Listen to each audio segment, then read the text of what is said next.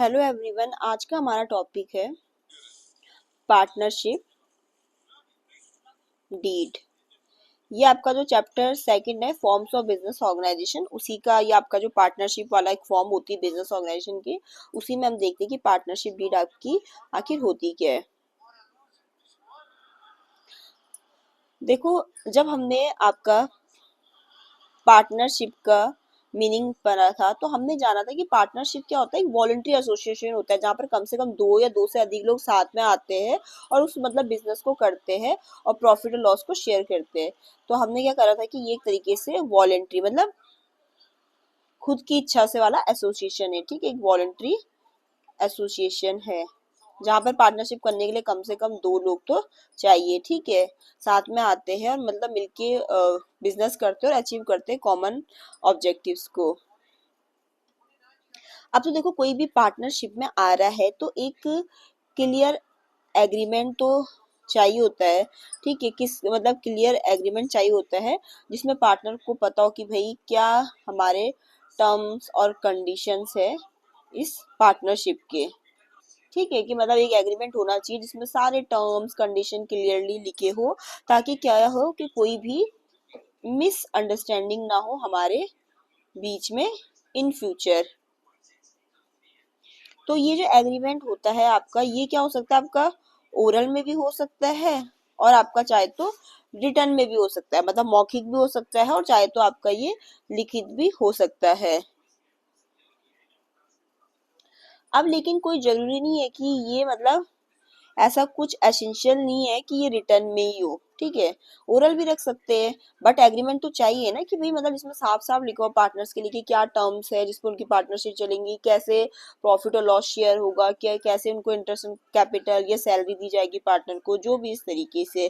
ठीक है, तो उस एग्रीमेंट को वो ओरल भी रख सकते हैं और रिटर्न भी। और ऐसा भी आवश्यक नहीं है कि वो रिटर्न में रखे, लेकिन फिर भी ऐसी एडवाइस दी जाती है कि आप इस एग्रीमेंट को कैसे रखे, लिखित में रखे। ठीक है, क्योंकि लिखित में रखी हुई चीज क्या हो जाती है, एक तरीके से एविडेंस, उनके लिए प्रूफ हो जाएगा इन फ्यूचर के लिए कि अगर कोई कंफ्यूजन होता है या कोई क्लॉज है या मिसअंडरस्टैंडिंग है तो उस लिखित एग्रीमेंट को वो देख सके। ठीक है, रिटर्न में लिखे हुए को कि भी अच्छा चीजों ने ऐसे ऐसे करके होना था। तो पार्टनरशिप डीड क्या है, ये एक तरीके से क्या होता है, रिटर्न में है एग्रीमेंट, आपका है एग्रीमेंट ही, बट कैसा है, एक रिटर्न एग्रीमेंट है जिसमें स्पेसिफाई किए जाते हैं कि क्या टर्म या क्या कंडीशन है जो उस पार्टनरशिप को फॉलो करना है, और उसी को हम क्या कहते हैं, पार्टनरशिप डीड कहते हैं। तो हमने जाना कि पार्टनरशिप डीड क्या है, एक तरीके से लिखित एग्रीमेंट है जिसमें स्पेसिफाई किया जाता है कि टर्म्स कंडीशन जो क्या बोलते हैं पार्टनरशिप को मानना पड़ेगा, उसी को कहते हैं पार्टनरशिप डीड। तो ये तो मैंने आपको इसमें हल्का सा मीनिंग समझाया, आप थोड़ा सा यहाँ देख लेते हैं। ये मैंने थोड़ा क्लियर करने के लिए आपको ऐसे समझाया ताकि आपको एक बेसिक आइडिया मिल जाए डीड के बारे में। अब आ जाओ इसमें। तो क्या है, एक तरीके से एक यहाँ पर आप लिख दो, रिटर्न एग्रीमेंट है पार्टनर्स के बीच में कि कैसे वो रन करेंगे अपने बिजनेस को, कैसे प्रॉफिट और लॉस को शेयर करेंगे। बिल्कुल सारे टर्म्स एंड कंडीशन लिखे रहते हैं उसमें। एक लीगल डॉक्यूमेंट है जिसमें राइट्स ड्यूटी सब कुछ लिखे रहते हैं आपके पार्टनर के। ठीक है, इवन अगर आपको इसका मीनिंग भी लिखना है तो आप लिख सकते हो इन सिंपल सा। क्या है, इसको लिखना चाहते हो पार्टनरशिप डीड को, तो आप लिख सकते हो दी रिटर्न एग्रीमेंट। ये आपकी एनसीईआरटी बुक में भी दे रहेगा, जो ये मैं मीनिंग दिखा रही हूँ जस्ट मैं वही लिखा रही हूँ क्योंकि काफी सिंपल है समझने में भी और उसमें सारी चीजें इंक्लूड भी हो रही है। Return agreement which specifies the terms and conditions that govern the partnership is called the partnership deed। ठीक है, अब देखो उसमें लिखा क्या होता है, ये मीनिंग आप लिख सकते हो पार्टनरशिप डीड में और उसमें इंक्लूडेड क्या क्या होता है। ठीक है, तो क्या की कंटेंट होगा आपका पार्टनरशिप डीड का, फर्म का क्या नाम है पूरा ये आ जाएगा उसमें। तो ये आपके की कंटेंट होते हैं पार्टनरशिप डीड के, ठीक है। तो इसमें आपका फर्म का नेम और आपका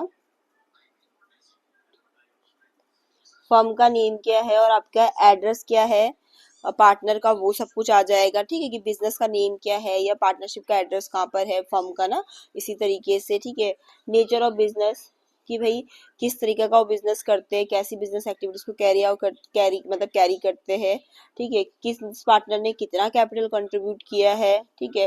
प्रॉफिट और लॉस शेयरिंग का उनका रेशियो क्या होगा, ये सब कुछ वो इसमें लिखते हैं, ठीक है।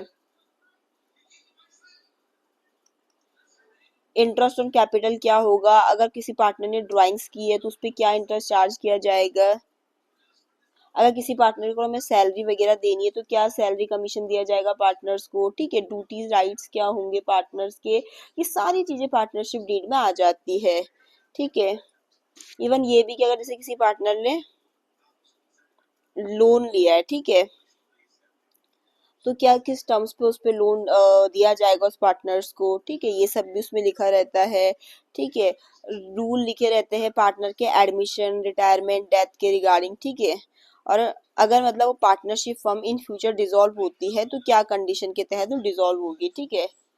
फिर ये भी लिखा रहता है जो यहाँ पर आपका, सॉरी, यहाँ पर इंक्लूडेड है डिसोल्यूशन ऑफ फर्म, ठीक है।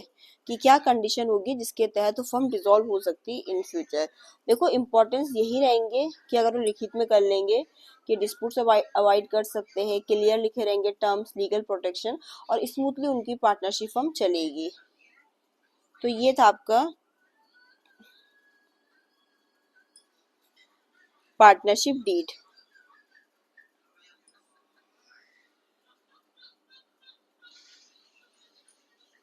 और अगर किसी केस में उन्होंने रिटर्न में नहीं कर रखा है, यानी कि पार्टनरशिप डीड नहीं, अगर एग्रीमेंट रिटर्न में नहीं है तो पार्टनरशिप डीड नहीं है, तो वो किस चीज़ के प्रोविजन को फॉलो करेंगे, वो फॉलो करेंगे इंडियन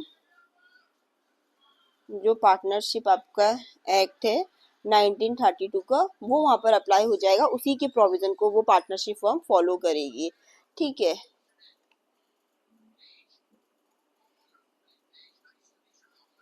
तो ये आपकी पार्टनरशिप डीड है।